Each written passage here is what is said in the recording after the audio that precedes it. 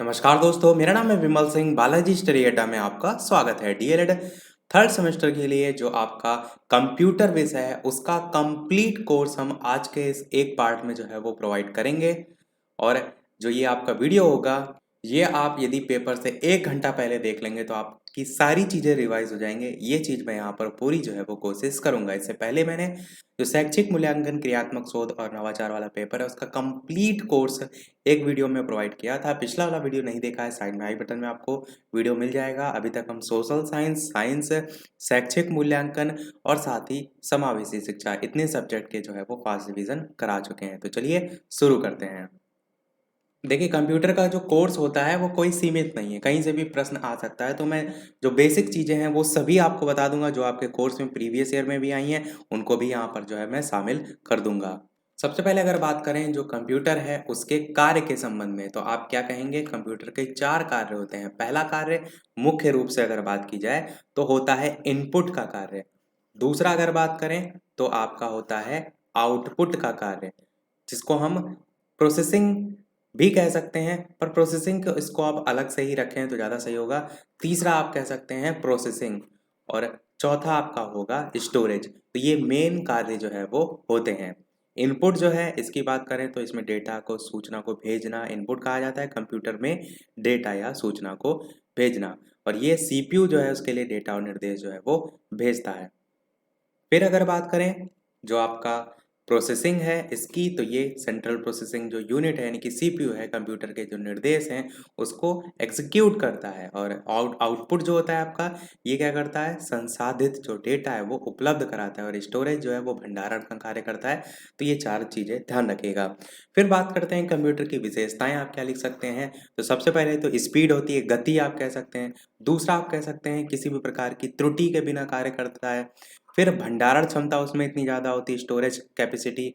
इसी प्रकार आप वर्सटाइल, जिसको हम क्या कहते हैं? बहुउद्देशीय, वो होता है, यानी कि अलग अलग कामों में आप यूज़ कर सकते हैं। फिर आप कह सकते हैं गोपनीयता के संबंध में, कि उसमें कोई भी आप ऐसी चीज़ रखना चाह रहे हैं डॉक्यूमेंट जो गोपनीय है, पासवर्ड का यूज़ कर सकते हैं। फिर इसी प्रकार आप स्वचालित भी कह सकते हैं कि अपने आप कार्य करता है, आपने उसमें प्रोग्राम वगैरह सेट कर दिए तो अपने आप कार्य कर रहा है। तो ये सभी आप लिख सकते हैं इसकी विशेषताओं के तौर पर। तो ये बेसिक चीज़ें आप लिख सकते हैं। अब बात हम करते हैं अबेकस के संबंध में। देखिए, अबेकस आपसे पूछा जाता है।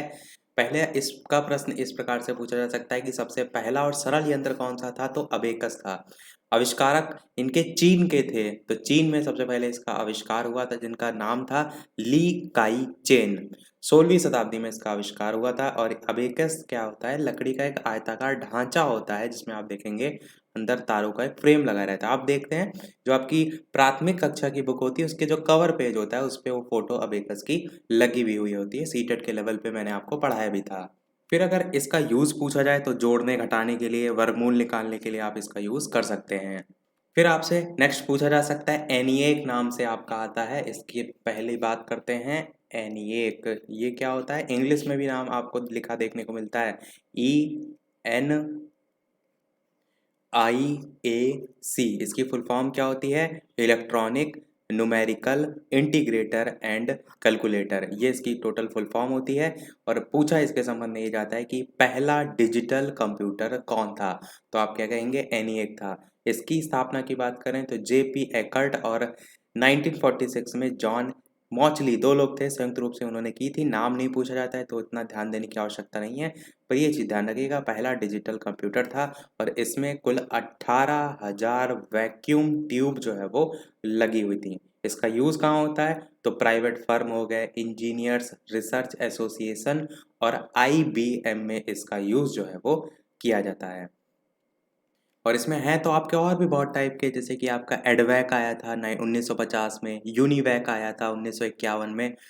तो वो इतना डिटेल में हम नहीं बात करेंगे क्योंकि फास्ट डिवीजन की बात कर रहे हैं। जो मेन था सबसे मैंने वो बता दिया। अब बात करते हैं कंप्यूटर की जो पीढ़ियां हैं उसके संबंध में। यहाँ से प्रश्न आपका प्रीवियस ईयर में पूछा जा चुका है।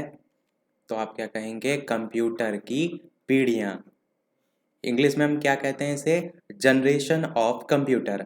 अब देखिए, जैसे जैसे आप देखते हैं समय बढ़ता है, चीज़ें चीज़ें क्या होती हैं? डेवलप होती हैं। तो सबसे पहली जो पीढ़ी थी उसकी बात करें तो 1940 से लेकर लगभग 1956 तक जो है वो चली थी, जिसमें जो सबसे मेन आपको ध्यान रखना है वो याद रखना है वैक्यूम ट्यूब, इसका यूज़ जो है वो हुआ था। और स्टोरेज डिवाइस के तौर पर मैग्नेटिक ड्रम जो है इसमें यूज़ होते थे। इसकी गति 333 माइक्रोसेकंड थी, पर वो सारी चीज़ें आप ना याद रखिए, मेन वैक्यूम ट्यूब ध्यान रखिएगा। और कुछ विशेषताएं ध्यान रखिए, मैं 2 विशेषता केवल बता रहा हूँ। पहली विशेषता थी सीमित मुख्य भंडारण क्षमता थी इसमें, और दूसरी विशेषता थी मंद गति से इनपुट आउटपुट ये जो है वो करता था, मतलब स्पीड ज़्यादा हाई नहीं थी। ये इसकी विशेषता है। यूज़ की अगर बात करें तो वो भी मैं आपको बता देता हूँ। यूज़ में आप याद रख सकते हैं कि मुख्यतः जो वैज्ञानिक है वो बाद में सामान्य व्यापार सिस्टम के रूप में इसका यूज़ करते थे, जैसे कि एनिएक हो गया, यूनिवैक हो गया, मैंने स्टार्टिंग में भी बात की थी, तो उसमें यूज़ इसका होता था। दूसरी पीढ़ी की बात करें तो ये आपका सन था 1956 से लेकर के 1963 के बीच। इसमें स्विचिंग डिवाइस के रूप में जैसे यहाँ पर वैक्यूम ट्यूब था, यहाँ पर ट्रांजिस्टर का यूज़ होता है। सबसे मेन जो इम्पोर्टेंट है पीढ़ियों में वो यही पॉइंट है, और इसीलिए मैंने इसको अलग से हाईलाइट करके लिखा है। यहाँ पर जो स्पीड थी वो 10 माइक्रोसेकंड की हो गई थी। पहले 333 माइक्रोसेकंड थी, यहाँ पर 10 माइक्रोसेकंड हो गई थी। यहाँ पर अच्छा, मैंने भाषा के संबंध में नहीं बताया, वो भी चलिए एक पॉइंट ऊपर वाले में बता देता हूँ। इसमें यानी कि पहली पीढ़ी में जो भाषा है वो मशीनी भाषा यानी कि बाइनरी नंबर जो है वो यूज़ होते थे।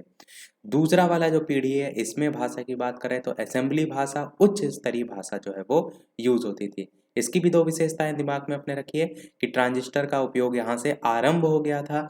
ये मैंने बताया ना कि इसके संदर्भ में प्रश्न पूछा जाता है। और दूसरा आप इसमें ये भी याद रख सकते हैं कि ये थोड़ा-सा तीव्र और विश्वसनीय था। ये आप इसका विशेषताएँ के तौर पर याद रख सकते हैं। उपयोग अगर एक याद रखना चाहें तो व्यापक और व्यावसायिक प्रयोग जो है इसका होता था। तो 2 पीढ़ियाँ हमारी समाप्त हुई, रफ करते हैं सारी चीज़ों को, बढ़ते हैं हमारी तीसरी पीढ़ी की तरफ, जो कि आपकी 1964 से लेकर के 71 तक। ये जो सन आप देख पा रहे हैं, हो सकता हो आपको अलग-अलग जगह अलग-अलग देखने को मिले, क्योंकि ये एक औसतन माना जाता है, इसीलिए अलग-अलग जगह आपको लिखा देखने को मिलता है। तो इसमें क्या मेन खास था? इसमें सबसे मेन था आईसी, जिसे हम इंटीग्रेटेड चिप के नाम से जानते हैं। मैंने क्या कहा आपको, जितनी भी मैं पीढ़ी बता रहा हूँ उसमें ये सबसे पहला वाला पॉइंट ध्यान रखना है। सबसे पहले में मैग्नेटिक ड्रम आया था, दूसरे में आप नहीं, पहले वाले में आपका वैक्यूम ट्यूब आया था, दूसरे वाले में ट्रांजिस्टर आया था, और तीसरे में आईसी यानी कि इंटीग्रेटेड सर्किट आया। यहाँ पर स्पीड कितनी हो गई थी? तो 100 नैनो सेकेंड जो है वो हो गई थी। यहाँ पर भाषा कौन थी? तो फोर्ट्रॉन और कोबोल भाषा। भाषा यहाँ से पूछी जाती है, मैं यहाँ लिख भी देता हूँ कौन सी भाषा। फोर्ट्रॉन और कोबोल भाषा ये जो है वो यूज़ होने लगी थी, और भी इस प्रकार की भाषा थी, पर ये दोनों पूछी जाती हैं कि किस पीढ़ी के कंप्यूटर या किस पीढ़ी में जो है ये भाषा यूज़ होने लगी थी। फिर यहाँ पर अगर बात करें विशेषताओं के तौर पर, तो यहाँ पर भी ध्यान रखिए, एक तो रिमोट प्रोसेसिंग जो है यहाँ पर विशेषता के तौर पर था, और इसके साथ साथ इनपुट आउटपुट को नियंत्रित करने के लिए सॉफ्टवेयर यहाँ पर उपलब्ध हो गए थे। तो ये आप इसकी विशेषता में लिख सकते हैं। यूज़ में आप क्या लिख सकते हैं? एक यूज़ याद रखिए, ऑनलाइन सिस्टम के तौर पर इसका यूज़ जो है वो होने लगा था। ऑनलाइन सिस्टम हो गया, रिजर्वेशन सिस्टम हो गया, इस प्रकार से। इसमें आपको मैं लास्ट में एक बार सभी एग्जाम्पल भी बता दूंगा जहाँ से वो प्रश्न पूछे जा सकते हैं कि ये किस टाइप में आता है, या मैं अभी लास्ट में बताऊंगा। देखिए, नेक्स्ट देखते हैं हमारा चौथा जो है, चौथी पीढ़ी। तो चौथी पीढ़ी आपकी 1971 से लेकर के वर्तमान तक आप कह सकते हैं। इसमें बड़े पैमाने पर आईसी यानी कि इंटीग्रेटेड सर्किट या माइक्रो प्रोसेसर शॉर्ट में मैंने लिख दिया, इसका यूज़ होने लगा था। वर्तमान तक की बात की जाए अगर, यहाँ पर स्पीड कितनी है? यहाँ पर स्पीड है 300 नैनो सेकंड की। 300 नैनो सेकंड जो है वो स्पीड है। यहाँ पर अगर बात करें किसकी? भाषा की, तो यहाँ पर फोर्ट्रॉन और पास्कल, कोबोल 74 ये सभी यूज़ होती हैं। कोबोल 70, ये जैसे कोबोल ऊपर थी, इसी में 74 और ध्यान रखिएगा, तो आपको क्या होगा, नेक्स्ट पीढ़ी में आप पहुँच जाएंगे। तो बस इतना सा अंतर है। यहाँ पर अगर विशेषताओं की बात करें तो आप पहली विशेषता लिख सकते हैं कि मिनी कंप्यूटर के उपयोग में वृद्धि हुई थी। पहले बड़े-बड़े कंप्यूटर होते थे, पूरा कमरा जितना बड़ा उतने बड़े कंप्यूटर होते थे। फिर क्या हुआ, उसमें धीरे-धीरे और चीज़ें जब विकास होता है तो उसका स्वरूप जो है वो बदलता जाता है, और आप देख रहे हैं आप इसमें कितनी पतली टीएफटी स्क्रीन आने लगी हैं। एलसीडी आने लगी हैं। इसी प्रकार दूसरी अगर विशेषता के तौर पर आप कहें तो ये कह सकते हैं कि अलग-अलग जो हार्डवेयर निर्माता हैं उनके यंत्रों के बीच एक अनुकूलता हो गई ताकि उपभोक्ता किसी एक विक्रेता से बंधे ना रहें। तो ये भी आप इसमें विशेषता के तौर पर लिख सकते हैं। उपयोग की यहाँ पर बात करें तो उपयोग व्यावसायिक तौर पर होने लगा, व्यक्तिगत उपयोग लोग पर्सनल कंप्यूटर भी तो यूज़ करते हैं तो वो भी यहाँ पर होने लगा। फिर लास्ट आपकी 5वीं पीढ़ी है जो कि है आपकी वर्तमान से लेकर आगे आने वाला समय उस तक, वर्तमान से आगे तक, यहाँ पर आगे लिख भी सकते हैं। इसमें क्या बात करें, इसमें जो है वो अगर बात करें मेन तो बड़े पैमाने पर आईसी जो है इंटीग्रेटेड सर्किट इसका यूज़ होने लगा। और यहाँ पर अगर बात करें कि कितनी स्पीड थी तो अभी वर्तमान से भविष्य की बात की जा रही तो आगे कितनी हो सकती यहाँ पर बताया नहीं गया है। और यहाँ पर अगर विशेषता की एक बात करें तो आर्टिफिशियल इंटेलिजेंस आप विशेषता के तौर पर याद रख सकते हैं। और यहाँ पर अगर उपयोग की बात करें तो इमेज रिकग्नाइजेशन जो है इसके उपयोग के तौर पर याद रख सकते हैं। तो सारी चीज़ें हमने बात करी। मैंने क्या कहा था, एक चीज़ मैं सबसे लास्ट में बताऊंगा वो ये कि आपसे ये भी पूछा जाता है कि प्रथम पीढ़ी के जो कंप्यूटर हैं उनके कुछ उदाहरण बताइए। तो आपको वो याद रखना है, जैसे कि ENIAC आपका है, ये प्रथम पीढ़ी का कंप्यूटर है। यूनिवैक आपका प्रथम पीढ़ी का कंप्यूटर है। इस टाइप से 2 याद रखिए काफ़ी हैं।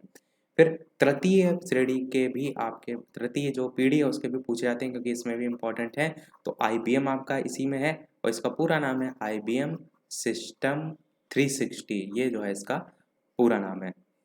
और एक आप चाहें तो याद रख सकते हैं जिसका नाम है B6500, ये आपका तृतीय पीढ़ी के हैं। चतुर्थ पीढ़ी की भी बात करते हैं तो इसमें आपका IBM केवल आएगा और यहाँ पर आपका एप्पल सेकंड आएगा।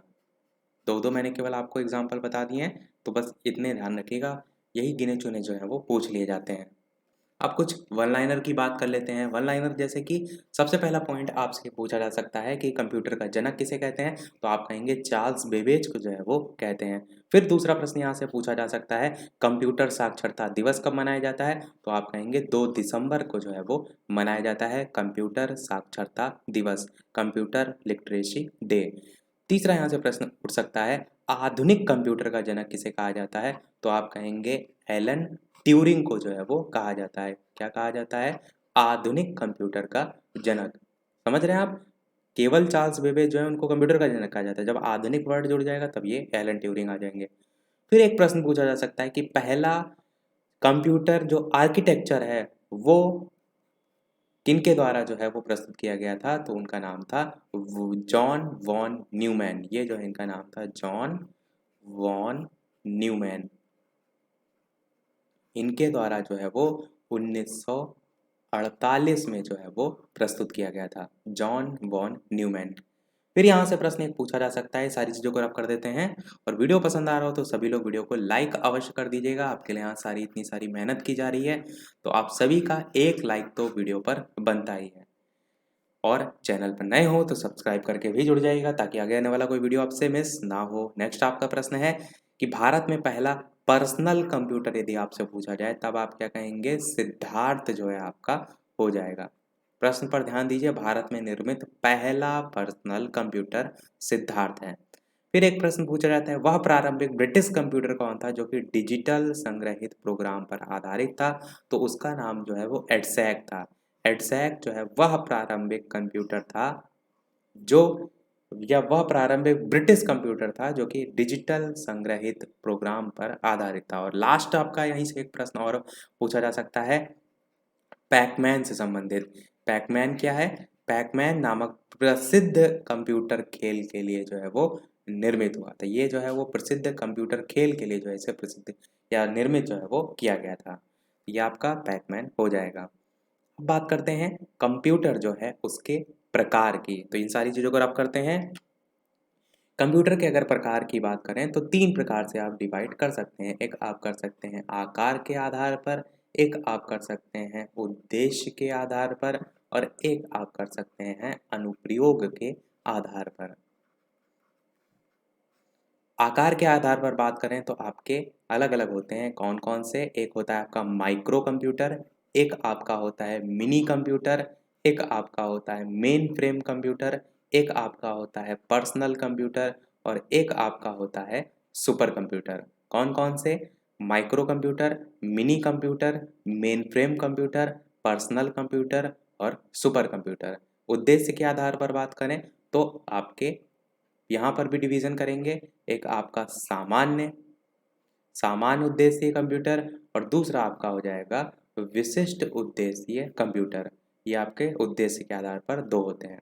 अनुप्रयोग के आधार पर तीन होते हैं। कौन कौन से? एक आपका होता है एनालॉग कंप्यूटर, दूसरा आपका होता है डिजिटल कंप्यूटर और तीसरा आपका होता है हाइब्रिड कंप्यूटर।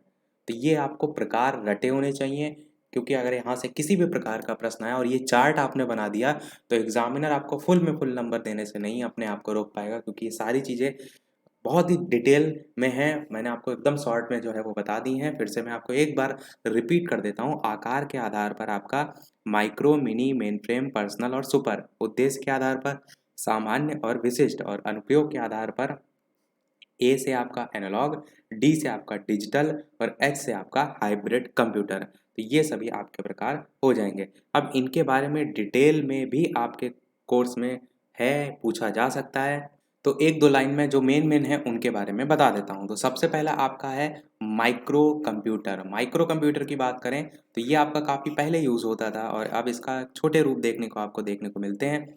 माइक्रो कंप्यूटर की बात करें तो इनका यूज़ मुख्यतः व्यवसाय और चिकित्सा के क्षेत्र में किया जाता है, और आजकल ये सभी जो पर्सनल कंप्यूटर हैं उसकी श्रेणी में जो है वो आते हैं। इसके एग्जाम्पल आपसे पूछे जा सकते हैं, जैसे कि आपका आई मैक हो गया, या आप कह सकते हैं IBM हो गया, या आप कह सकते हैं PS/2 हो गया।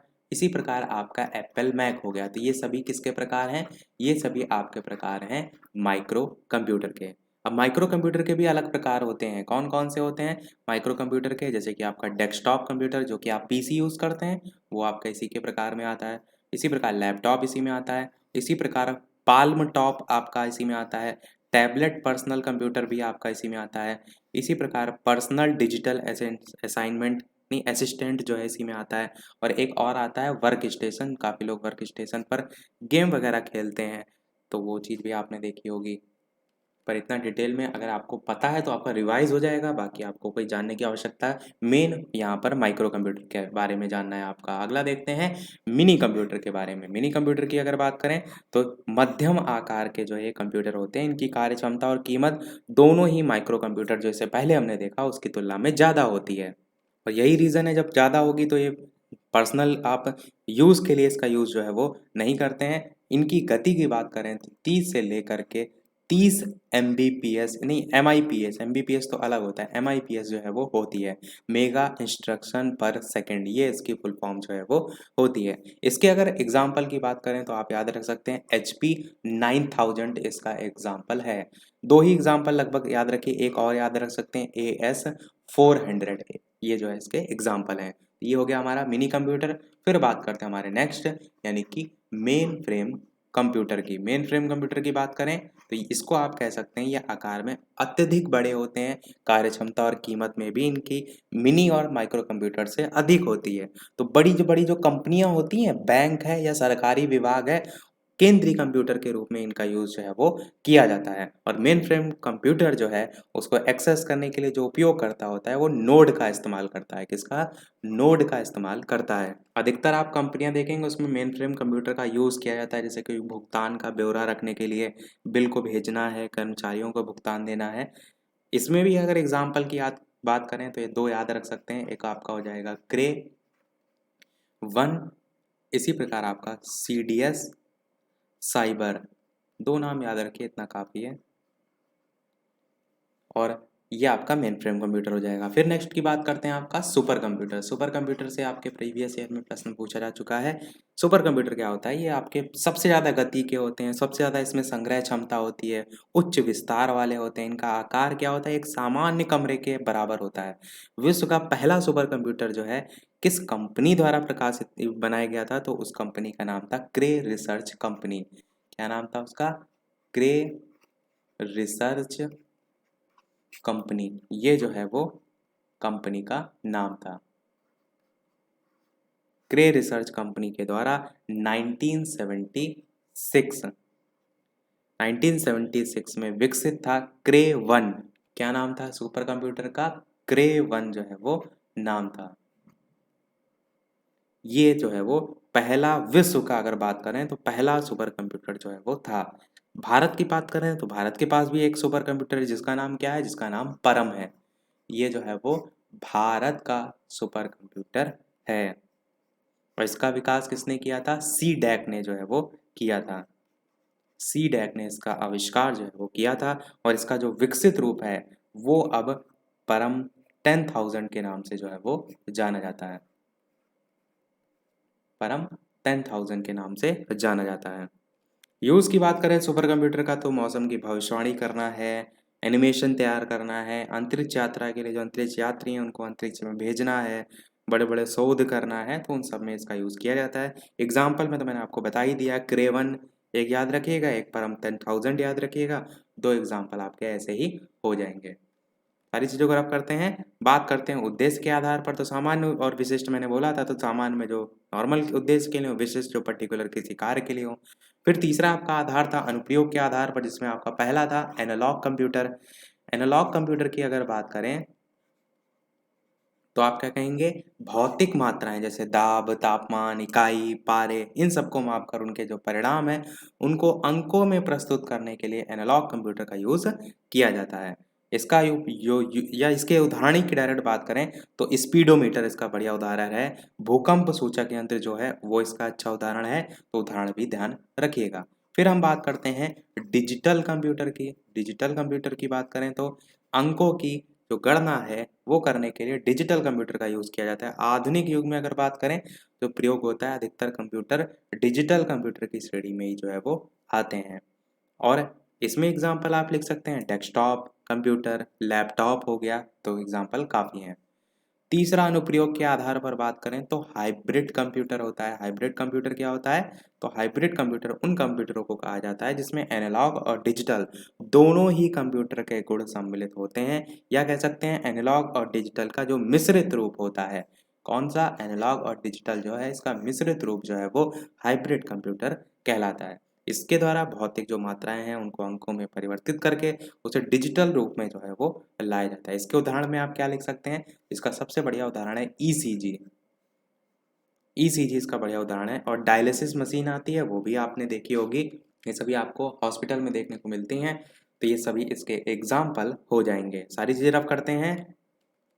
अब एक प्रश्न आपसे कंप्यूटर के संबंध में पूछा जा सकता है, इसके क्षेत्र यानी कि कहाँ कहाँ इसका यूज होता है, तो आप क्या कह सकते हैं, शिक्षा में होता है, बैंक में होता है, संचार यानी कि कम्युनिकेशन में होता है, चिकित्सा यानी कि मेडिसिन में होता है, वायुयान और रेलवे आरक्षण यानी कि एयरलाइन और रेलवे रिजर्वेशन में होता है, इसी प्रकार मनोरंजन में होता है रिक्रिएशन, इसी प्रकार आपका प्रशासन एडमिनिस्ट्रेशन में होता है, इसी प्रकार आपका सुरक्षा यानी कि सिक्योरिटी में होता है, इसी प्रकार आपका वाणिज्य यानी कि कॉमर्स में होता है, इसी प्रकार विज्ञान और इंजीनियरिंग यानी कि साइंस एंड इंजीनियरिंग में होता है, इसी प्रकार आपका उद्योग यानी कि इंडस्ट्री में होता है, इसी प्रकार आपका ई कॉमर्स जिसे हम इंग्लिश में भी ई कॉमर्स ही कहते हैं उसमें होता है। ई कॉमर्स क्या होता है, जो लेन देन आप करते हैं ना, फ्लिपकार्ट और अमेजोन पे सब सारी चीज़ें खरीद रहे हैं, तो वो सब आपका ई कॉमर्स में जो है वो आता है। तो सारी चीज़ें हमने इससे रिलेटेड देख ली। अब यहाँ से रिलेटेड कुछ वन लाइनर, पहला यहाँ से वन लाइनर पूछा जा सकता है कि जो पंच कार्ड है, सर्वप्रथम जो पंच कार्ड है इसका प्रयोग किसने किया था, तो किसने किया था, जोसेफ मैरी ने जो है वो किया था। जोसेफ मैरी ने जो है वो किया था। फिर यहाँ से एक प्रश्न पूछा जाता है, आईसी जो हमने बात की थी स्टार्टिंग में, इंटीग्रेटेड सर्किट, इसके संबंध में कि ये आईसी सर्किट जो है अर्धचालक पदार्थ किसके बने होते हैं, तो ये जो है वो सिलिकॉन और जर्मेनियम के जो है वो बने होते हैं। फिर आपसे यहाँ से प्रश्न पूछा जा सकता है, विश्व का सबसे तेज सुपर कंप्यूटर कौन सा है, तो आईबीएम जो है इसका है, जिसका नाम है ब्लू जीन, ये जो है वो कंप्यूटर का नाम है। फिर पूछा जा सकता है भारत का सबसे तेज कंप्यूटर कौन सा है, तो एका नाम से जो है भारत का सबसे तेज कंप्यूटर। फिर सारी चीज़ों को रफ करके बढ़ते हैं हमारे नेक्स्ट टॉपिक की तरफ, जो कि है कंप्यूटर के भाग। कंप्यूटर के अगर भाग की बात करें तो मुख्यतः तीन होते हैं। कौन कौन से, एक होता है आपका इनपुट, या इसी को स्लैश करके आप आउटपुट लिख सकते हैं, इनपुट आउटपुट यूनिट। फिर आप क्या कहेंगे, दूसरा आपका होता है CPU यानी कि सेंट्रल प्रोसेसिंग यूनिट, और तीसरा आपका होता है मेमोरी यूनिट। तो ये कंप्यूटर के तीन मुख्य रूप से भाग होते हैं। अब यहाँ पर अगर बात करें इनपुट की अगर बात करें तो इनपुट यूनिट क्या होते हैं, वे हार्डवेयर होते हैं जो कि डेटा को कंप्यूटर में भेजते हैं। बिना यूनिट या बिना इनपुट जो यूनिट है उसके कंप्यूटर टीवी की तरह दिखने वाला एक ऐसा डिस्प्ले यूनिट हो जाता है जो कि उपयोगकर्ता कोई कार्य नहीं कर सकता। वो सारी चीज़ें आप अपने अनुसार लिख सकते हैं। मेन आपको इसमें ध्यान रखना है कि ये इनपुट यूनिट जो है इसमें उपयोगकर्ता द्वारा जो दिए गए निर्देश होते हैं, इंस्ट्रक्शन होते हैं और डेटा होता है उसको पढ़ता है, स्वीकार करता है, और जो निर्देश और डेटा है उसको कंप्यूटर द्वारा स्वीकार किए जाने के लिए या उसमें रूप में जो है वो बदलता है, और बदला हुआ जो रूप होता है उसमें निर्देश और डेटा को आगे के लिए प्रोसेसिंग के लिए कंप्यूटर को भेजता है। आउटपुट की अगर बात करें तो यही सेम जस्ट अपोजिट हो जाएगा कि डेटा और निर्देशों को परिणाम के रूप में प्रदर्शित करने के लिए जो यूनिट का यूज़ किया जाता है वो आपके आउटपुट यूनिट कहलाते हैं। CPU की अगर बात करें, सेंट्रल प्रोसेसिंग यूनिट, मैंने फुल फॉर्म पहले ही आपको बता दी। इसके अगर कार्य पूछ लिए जाएँ तो ये जो डाटा होता है या डेटा की जो मुख्य मेमोरी होती है उसे रजिस्टर में स्थानांतरित करने का कार्य जो है वो करता है, और आवश्यकता पड़ने पर आउटपुट डेटा को रजिस्टर से मुख्य मेमोरी में भी स्थानांतरित करने का ये कार्य करता है। नॉर्मल से आप तो जानते ही CPU के बारे में आप लिख सकते हैं, पर एक दो पॉइंट पता होना चाहिए। और CPU को कंप्यूटर का मस्तिष्क भी जो है वो कहा जाता है। और इसी से संबंधित जो माइक्रो कंप्यूटर होता है उसके CPU को माइक्रो प्रोसेसर कहा जाता है। एक दो पॉइंट इसके संबंध में हो जाएंगे। और लास्ट था आपका माइक्रो माइक्रो नहीं मेमोरी यूनिट। मेमोरी यूनिट की बात करें तो मेमोरी कंप्यूटर का भाग होता है, डेटा या निर्देश को क्या करता है, स्टोरेज करने का कार्य करता है। आप सभी इसको यूज़ भी करते हैं जैसे मेमोरी कार्ड के रूप में। अब यहाँ पर जो मेमोरी यूनिट है इसकी अगर बात करें तो वो भी दो टाइप की होती है, एक प्राइमरी मेमोरी होती है, एक सेकेंडरी मेमोरी होती है। अब कुछ फुल फॉर्म की बात कर लेते हैं, जैसे कि आपकी ALU की फुल फॉर्म पूछी जाती है। इसकी फुल फॉर्म होती है arithmetic and logic unit. Arithmetic and logic unit जो है इसकी फुल फॉर्म होती है। फिर एक आपकी रैम की फुल फॉर्म पूछी जा सकती है जो होती है रैंडम एक्सेस मेमोरी। फिर आपकी एक रोम की फुल फॉर्म होती है, वो होती है रीड ओनली मेमोरी। बढ़ते हैं हमारे नेक्स्ट टॉपिक की तरफ जो कि है आपका कीबोर्ड। कीबोर्ड की सबसे पहले बात करते हैं तो कीबोर्ड में कितने टाइप की कीज़ होती हैं, ये क्वेश्चन पूछा जा सकता है। तो आप पहला कहेंगे जो अल्फ़ा न्यूमेरिक कीज़ होती हैं जिसे हम अक्षरांकीय कुंजियाँ कहते हैं, ये होती हैं। इसमें कौन सी होती हैं, जैसे कि ABCD वाली सारी कह सकते हैं, वो सब इसमें ही जो है वो आती हैं। और अंक की जो कुंजियाँ होती हैं यानी कि 1 2 3 4 वो भी इसमें आती है, पर इसका जो सेकंड टाइप होता है वो स्पेशली इसी पर बेस्ड होता है, अंक की कुंजियाँ, जिसे हम कहते हैं अंक की कुंजियाँ यानी कि न्यूमेरिक कीज़। इसमें क्या है, जो आपकी कुंजियाँ होती हैं 0 1 2 3 9 तक लिखी रहती हैं कीबोर्ड में, और गणितीय जो ऑपरेटर होते हैं, मैथमेटिक ऑपरेशन होते हैं, उससे मिलकर जो है ये बनी होती है, वो सब इसमें जो है वो आती हैं। तीसरा टाइप होता है आपका न्यूमेरिक फंक्शन, जो कि आपके ऊपर स्टार्टिंग में नहीं होती हैं, सबसे ऊपर कीबोर्ड के F1 F2 करके F12 तक होती हैं। तो जितनी F1 F2 करके F12 तक होती हैं वो सभी आपकी फंक्शन कीज में आती हैं। और चौथी और आखिरी होती हैं आपकी, जिसे हम कर्सर कंट्रोल कुंजियाँ कहते हैं।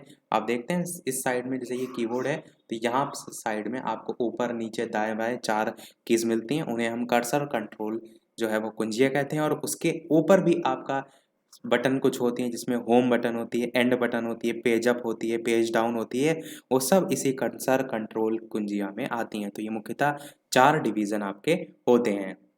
मुख्यतः तो 4 होते हैं, पर वैसे अगर बात करें तो एंटर की, शिफ्ट की, एस्केप की अलग-अलग भी डिफाइन किया जाता है, पर मुख्यतः पूछ रहा है तो उन चारों में आप डिफाइन कर सकते हैं। नेक्स्ट टॉपिक बात करते हैं माउस, जो कंप्यूटर का माउस होता है उसके संदर्भ में। तो माउस की बात करें तो ये 3 टाइप के होते हैं। एक आपका होता है वायरलेस माउस, एक आपका होता है मैकेनिकल माउस, और तीसरा आपका होता है ऑप्टिकल माउस। फिर माउस से संबंधित आपसे इसके कार्य भी पूछे जा सकते हैं, तो आप क्या कार्य लिख सकते हैं कि पहला कार्य इसमें आप क्लिक या लेफ्ट क्लिक के तौर पर लिख सकते हैं, फिर डबल क्लिक के तौर पर लिख सकते हैं, फिर आप इसमें दायां जो क्लिक है उधर लेफ्ट क्लिक है तो यहाँ पर राइट क्लिक के तौर पर लिख सकते हैं, और चौथा कार्य इसका ड्रैग या ड्रॉप के संबंध में होता है। जो ड्रैग या ड्रॉप क्या होता है, जैसे कोई फोल्डर बना हुआ है, आप चाहते हैं ये फोल्डर उठ के यहाँ आ जाए, तो इस पर आप सेलेक्ट करे रहेंगे और दबा के इधर ले जाएंगे तो फोल्डर इधर आ जाएगा। तो ड्रैग या इधर से उधर लाने में इसका यूज़ किया जाता है। तो इस प्रकार से 4 यूज़ इसके कर सकते हैं। फिर बात करते हैं हम प्रिंटर के संबंध में। प्रिंटर की अगर बात करें तो इसके भी टाइप होते हैं। तो इसके मुख्यतः अगर टाइप की बात करें तो दो टाइप होते हैं, एक होता है आपका इम्पैक्ट प्रिंटर, एक होता है नॉन इम्पैक्ट प्रिंटर। ये सबसे मेन मुख्यतः डिवीज़न होते हैं। बाकी इसमें अंदर भी और हैं डिवीज़न, जिसमें line printer, non impact printer, इस टाइप से अलग अलग जो है वो आते हैं। और इस यहाँ से जो प्रश्न पूछा जाता है, जैसे पूछ लिया गया आपका लेजर प्रिंटर वो किस में आता है, तो आपको वो पता होना चाहिए कि वो आपका नॉन इम्पैक्ट प्रिंटर में आता है। कौन कौन से आते हैं वो मैं बता देता हूँ। जो इम्पैक्ट प्रिंटर है इसमें आपका लाइन प्रिंटर आता है, लाइन प्रिंटर है, एक ड्रम प्रिंटर होता है वो भी आपका इम्पैक्ट प्रिंटर में आता है। और सबसे मेन इम्पॉर्टेंट इसमें आता है वो आता है आपका dot matrix printer. Dot matrix printer ये आपका मेन है, इम्पॉर्टेंट है, जो कि इम्पैक्ट प्रिंटर में आता है।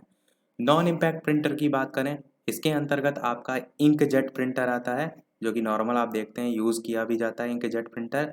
और इसी के साथ साथ यहाँ पर थर्मल प्रिंटर भी आता है, और इसी के साथ साथ यहाँ पर लेजर प्रिंटर भी आता है। लेजर प्रिंटर का भी यूज़ काफ़ी जो है वो दुकानों में भी किया जाता है, और इसकी जो प्रिंटिंग होती है वो थोड़ा सस्ती होती है लेजर प्रिंटर की। प्रिंटर महंगा आता है पर प्रिंटिंग इसकी जो है वो कॉस्ट जो है वो सस्ती होती है। तो इसमें इतनी ही चीज़ें। नेक्स्ट हमारा टॉपिक देखते हैं, जो मापन की प्राथमिक इकाइयाँ होती हैं उसके संदर्भ में। सबसे पहले बात करते हैं बिट की। बिट की अगर बात करें तो बिट जो है वो बाइनरी डिजिट के जो है वो निरूपित करता है, और ये एक सिंगल डिजिट है जिसमें आप देखेंगे तो जीरो तथा एक जो है इसका प्रयोग किया जाता है। जीरो से तात्पर्य यहाँ पर होता है ऑफ से, और एक से तात्पर्य जो है वो ऑन से होता है, ये आपका बिट में होता है। फिर आपका होता है निबल। निबल की बात करें तो निबल जो है इसमें 4 बिट होते हैं। 2 आपके निबल होते हैं और 1 बाइट के बराबर होता है। 2 निबल 1 बाइट के बराबर होता है। 2 निबल, ये चीज़ ध्यान रखिएगा, 2 निबल 1 बाइट के बराबर होता है। और निबल जो है इसमें 4 बिट होते हैं। इस चीज़ को मैं फिर से रिपीट कर देता हूँ, यहाँ पर आपको 2 चीज़ें ध्यान रखनी है। पहली चीज़ ये ध्यान रखनी है कि जो निबल होता है ये इसमें 4 बिट होती हैं। एक निबल में 4 बिट होती हैं। और दूसरी चीज़ ये याद रखनी है कि 2 निबल जो है वो 1 बाइट के बराबर होता है। बिट देखा, निबल देखा, अब बात करते हैं बाइट की। बाइट की बात करें तो बाइट लगभग आप कह सकते हैं कि बाइट एक कैरेक्टर होता है जिसे लेटर ए या नंबर एक प्रतीक आदि से आप दर्शा सकते हैं। यहाँ पर आपको जो मेन ध्यान रखना है वो ध्यान रखना है 8 बिट जो है इसके समूह को एक बाइट के नाम से जो है वो जाना जाता है। 8 बिट 1 बाइट के बराबर होता है। यही सबसे प्रश्न आपसे पूछा भी जाता है। ये मैंने ऊपर वाले जो संबंध बताए यहाँ बताए इनसे। नेक्स्ट बात करते हैं आपका केबी, जिसे हम किलो बाइट कहते हैं। केबी की बात करें तो 1024 बाइट्स जो है ये आपका बराबर होता है किसके, 1 केबी के। फिर बात करते हैं केबी हो गया, उसके बाद आता है इससे बड़ा एमबी। एमबी की अगर बात करें तो ये आपका 1024 केबी जो है वो बराबर होता है 1 एमबी के। फिर आपका केबी एमबी, फिर आता है आपका जीबी जिसे हम गीगाबाइट कहते हैं, एमबी को मेगाबाइट कहते हैं। तो जीबी की बात करें तो 1024 जो एमबी है ये बराबर होता है 1 जीबी के। तो ये कुछ जो है आपको पॉइंट ध्यान में रखने हैं। और मेमोरी कार्ड वगैरह आप देखते हैं अधिकतर जीबी में होते हैं, 64 जीबी या 28 जीबी। 64 जीबी 28 जीबी नहीं, 8 जीबी, 16 जीबी, 32 जीबी और 64 जीबी, इस क्रम में आपके जो है वो होती हैं। तो सारी चीज़ें इसमें हमने देखी। इसके अलावा आपसे डीवीडी की फुल फॉर्म भी पूछी जा सकती है। डीवीडी की फुल फॉर्म क्या होती है? डीवीडी की फुल फॉर्म होती है डिजिटल वीडियो डिस्क, ये इसकी फुल फॉर्म होती है। डीवीबी नहीं, डीवीडी, डिजिटल वीडियो डिस्क, ये फुल फॉर्म होती है। अब बात करते हैं हम टोपोलॉजी के संबंध में। लगभग सारी चीज़ें हमने बात कर ली हैं, पर देखिए कंप्यूटर का जो पेपर होता है वो कुछ इस प्रकार से आता है कि लगभग चीज़ें आपको अपने अनुसार ही लिखनी होती है, अपने शब्दों में ही लिखनी होती हैं। फिर भी कुछ चीज़ें होती हैं जो आप प्रीवियस ईयर में देख के जाते हैं, तो वो आपको थोड़ा बहुत रिवाइज होनी चाहिए, और आपके जो कोर्स में वो आपने पढ़ा होना चाहिए। बाकी यहाँ पर अधिकतर चीज़ें आपको स्वयं से बनाकर लिखनी है। तो टोपोलॉजी में टोटल 5 प्रकार होते हैं। नेटवर्क की बात की जाती है, नेटवर्क टोपोलॉजी, यहाँ पर आप लिख भी सकते हैं नेटवर्क टोपोलॉजी। तो इसमें 5 टाइप होते हैं। एक होता है बस टोपोलॉजी। बस टोपोलॉजी में आप देखेंगे तो कुछ इस प्रकार से कंप्यूटर जो है वो जुड़े होते हैं। ये आपके कंप्यूटर हैं, एक कंप्यूटर ये हो जाएगा, एक कंप्यूटर ये हो जाएगा, और इस प्रकार से इसमें वायर जाकर इससे जुड़ा होगा, इससे ये जुड़ा होगा, इससे ये जुड़ा होगा, इससे ये। तो इसे आप क्या कहेंगे कि इसमें या इस प्रकार के नेटवर्क टोपोलॉजी का यूज़ ऐसे स्थानों पर किया जाता है जहां अत्यंत उच्च गति के कम्युनिकेशन चैनल का यूज़ सीमित क्षेत्र में किया जाना है। परंतु यदि कम्युनिकेशन चैनल खराब हो जाए तो पूरा नेटवर्क जो है वो खराब हो जाता है। ये होता है इसमें। लाभ क्या है? इसकी लागत बहुत कम होती है। इसमें कंप्यूटर के खराब होने पर संपूर्ण नेटवर्क प्रभावित, आप कह सकते हैं, प्रभावित नहीं होता है। ऊपर जो मैंने बताया था वो कम्युनिकेशन चैनल के बारे में बताया था। कंप्यूटर के खराब होने पर संपूर्ण नेटवर्क प्रभावित इसमें नहीं होता है, पर जो खराब नोड होता है उसका पता लगाना यहाँ पर कठिन होता है, और नए नोड को लगाना है, पुराने नोड को हटाना है, ये सब इसमें आसान होता है। ये आपका बस टोपोलॉजी होता है। दूसरा आपका होता है स्टार टोपोलॉजी। स्टार टोपोलॉजी में कुछ चित्र भी स्टार जैसा ही बनता है। आप देखेंगे बीच में जो है वो हब होता है, और इसी से ही आपके सभी कंप्यूटर जो है वो जुड़े होते हैं। चित्र आपको मैं इसलिए बता रहा हूँ क्योंकि अगर इस पर बेस्ड आया कोई प्रश्न, तो अगर आपने चित्र बना दिया तो एग्जामिनर को ये डेफिनेटली लग जाएगा कि आप इसके बारे में जानते हैं। तो ये आपका होता है स्टार टोपोलॉजी। इसकी बात करें तो इसके अंतर्गत एक होस्ट कंप्यूटर होता है जिससे विभिन्न प्रकार के जो लोकल कंप्यूटर होते हैं उनको सीधे जोड़ा जाता है, और जो ये होस्ट कंप्यूटर होता है इसी को हम हब के नाम से जानते हैं। बीच में देखिए हब लिखा हुआ है, तो इसको हम हब के नाम से जानते हैं। अगर हब यहाँ पर फेल हो गया तो पूरा नेटवर्क यहाँ पर फेल हो जाएगा। लाभ की बात करें तो कंप्यूटर को होस्ट कंप्यूटर से जोड़ने में कम लागत होती है, या कह सकते हैं लोकल कंप्यूटर की संख्या बढ़ाने से नेटवर्क की सूचना जो है उसके आदान प्रदान की क्षमता प्रभावित नहीं होती है। तो ये सब आप इसमें लिख सकते हैं। तीसरा आपका होता है रिंग टोपोलॉजी। रिंग टोपोलॉजी की बात करें तो इसमें क्या होता है, तो इसमें जो है कंप्यूटर कुछ इस प्रकार से होते हैं कि चार जैसे कंप्यूटर, एक यहाँ है, एक यहाँ है, एक यहाँ है और एक यहाँ है। तो कुछ इस प्रकार से एरो के क्रम में जुड़े होते हैं चारों। इसमें अगर बात करें तो इसमें कोई हब या कोई एक लंबी केबल नहीं होती। सभी कंप्यूटर एक गोलाकार आकृति के रूप में केबल से जुड़े होते हैं, और जो प्रत्येक कंप्यूटर होता है वो अपने अधीनस्थ कंप्यूटर से जुड़ा होता है। इसमें किसी भी एक कंप्यूटर के खराब होने पर संपूर्ण रिंग जो है वो बाधित होती है, और ये गोलाकार आकृति सर्कुलर नेटवर्क के नाम से भी इसे जाना जाता है। इसके लाभ की बात करें तो इसमें कहेंगे आप छोटे केबल की आवश्यकता होती है, और ऑप्टिकल फाइबर में एक दिशा से डेटा को प्रवाह के लिए सबसे बढ़िया होता है। तो ये सारी चीज़ें लिख सकते हैं। चौथा आपका होता है मैश टोपोलॉजी। मैश टोपोलॉजी की बात करें तो ये जो टोपोलॉजी होती है कुछ इस प्रकार से होती है, जैसे कि यहाँ पर 5 कंप्यूटर दे रखे हैं, तो कुछ ये इस प्रकार से आपस में जाल होता है। ये इससे जुड़ा, ये इससे जुड़ा, इस टाइप से पूरा जाल आप कह सकते हैं बिछा रहता है, और ये एकदम जो आपका षटभुजाकार आकृति होती है उस टाइप से होता है। तो इसमें अगर बात करें तो आप क्या कहेंगे, प्रत्येक कंप्यूटर नेटवर्क जुड़ा अन्य जो सभी नेटवर्क है उनसे एक सीधा जुड़ा होता है। इस कारण इसे पॉइंट टू पॉइंट नेटवर्क या कंप्लीटली कनेक्टेड नेटवर्क भी कहा जाता है, और इसमें डेटा के आदान प्रदान का प्रत्येक निर्णय कंप्यूटर स्वयं लेता है। अब इसमें आपका जो लाभ है वो क्या है, तो इस टोपोलॉजी में कोई एक कंप्यूटर के खराब होने पर पूरा संचार बाधित नहीं होता है। ये टोपोलॉजी अधिक दूरी के कम नेटवर्क के लिए सबसे बढ़िया जो है वो मानी जाती है। और लास्ट आपका टोपोलॉजी हो जाएगा पांचवा, वो होता है ट्री टोपोलॉजी। ट्री टोपोलॉजी की बात करें तो इसमें आप देखेंगे तो इस प्रकार से आपका डिस्ट्रीब्यूटर होता है, उसके बाद यहाँ पर बॉक्स होगा, फिर नीचे आपके से कंप्यूटर जो है वो जुड़े होते हैं। आप ये डायरेक्ट नाम सर्च करेंगे आपको पूरा चित्र जो है नेट पे मिल जाएगा, आप चाहें तो वहाँ से देख सकते हैं। इसके बारे में आप क्या लिखेंगे, इस टोपोलॉजी में एक नोड से दूसरी नोड और दूसरी से तीसरी नोड किसी पेड़ की जो शाखा होती है उसकी तरह से एकदम जुड़ी होती हैं, और ये ट्री टोपोलॉजी कहलाती है। ये आपका ट्री टोपोलॉजी हो जाएगा। इसमें आप लाभ क्या बता सकते हैं कि नेटवर्क को आसानी से बढ़ाया जा सकता है, डेटा के संचार के लिए सबसे बढ़िया विधि है। तो ये सारी चीज़ें आप इसमें लिख सकते हैं। बाकी ऐसे बहुत सी एग्ज़ाम आपके कोर्स में चीज़ें हैं, जैसे कि इंटरनेट का क्या फ़ायदा है आप लिख सकते हैं, या कंप्यूटर के क्या फ़ायदे हैं वो तो मैंने सब बता ही दिया आपको। शिक्षक में कैसे आप यूज़ कर सकते हैं, ये सारी चीज़ें बता सकते हैं। अब एक प्रश्न है जो सबसे आपके लास्ट ईयर प्रीवियस ईयर में पूछा जा चुका है, उसकी भी और बात कर लेता हूँ, फिर इस टॉपिक को ख़त्म करते हैं। और वीडियो अभी तक आपने लाइक ना किया हो तो इतनी लगातार हम आपके साथ लिए मेहनत कर रहे हैं, तो सभी लोग वीडियो को लाइक अवश्य कर दीजिएगा ताकि मुझे भी मोटिवेशन मिलता रहे।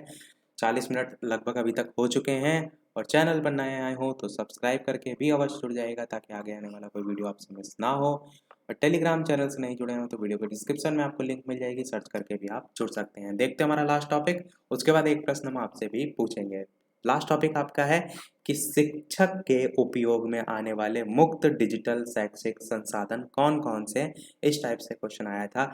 तो आप इसमें ई बुक लिख सकते हैं, दो मैं यहाँ पर नाम बता दे रहा हूँ, ई बुक्स और वेब पोर्टल। ई बुक और वेब पोर्टल, ये जो है आप लिख सकते हैं। ई बुक्स आप जानते हैं, जैसे कि आप एप्पल वगैरह में या कोई लैपटॉप टैबलेट में इस प्रकार से पुस्तक जो इसका पीडीएफ फॉर्मेट पढ़ रहे हैं, तो वो आपके एक प्रकार का ई बुक्स है। फ़ायदे बहुत आप बता सकते हैं, निःशुल्क डाउनलोड कर सकते हैं, और कहीं न कहीं पेज नहीं खराब होगा, पन्ना बचा रहे हैं, तो बहुत से तरीके से फ़ायदे लिख सकते हैं। वेब पोर्टल क्या होता है? वेब पोर्टल आप कह सकते हैं एक वेबसाइट की तरीके से होता है, जैसे कि आप कोई भी फॉर्म भरते हैं तो एक पोर्टल बनाया जाता है, तैयार किया जाता है, उस पर जाके आप सारी चीज़ें करते हैं। तो ये क्या है? शिक्षा के उपयोग में ही तो आपका मुफ्त डिजिटल शैक्षिक संसाधन का यूज़ हो रहा है, तो आप वहाँ पर इन चीज़ों को लिख सकते हैं। बाकी लगभग आप स्वयं से लिख सकते हैं इसमें जितने प्रीवियस ईयर आए हैं, और प्रीवियस ईयर से लेकर के पूरा कोर्स मैं ऑलरेडी करा चुका हूँ। जैसे कि आपका वन लाइनर हो गया, एमसीक्यू हो गया, उनको और देख लीजिए आपका, तो और ज़्यादा कंसेप्ट आपका क्लियर हो जाएगा कि कैसे-कैसे प्रश्न आपके प्रीवियस ईयर में आ चुके हैं और कैसे पूछे जा सकते हैं। तो इसी के साथ हमारा ये आज का वीडियो समाप्त होता है। आज के वीडियो में इतना ही। वीडियो पसंद आया हो तो लाइक अवश्य कीजिएगा, चैनल पर नए हो तो सब्सक्राइब जरूर कीजिएगा। और एक प्रश्न हम अब आपसे भी पूछते हैं, जैसे कि सभी वीडियो में हम आपसे एक ना एक प्रश्न पूछते हैं, और वो प्रश्न है आपका एजुसेट से रिलेटेड। एजुसेट होता क्या है? एजुसेट आपका एक शैक्षिक उपग्रह होता है, और इसी के संबंध में आज मैं आपसे प्रश्न पूछ रहा हूँ कि एजुसेट को कृत्रिम उपग्रह के रूप में कब स्थापित किया गया। चार ऑप्शन भी मैं दे रहा हूँ यहाँ पर। 1998 में किया गया, 1998 में किया गया, सन 2000 में किया गया, सन 2002 में किया गया, या सन 2004 में किया गया, और नन ऑफ दीज, यानी कि इनमें से कोई नहीं। इस टाइप से मैंने 5 ऑप्शन दे दिए हैं।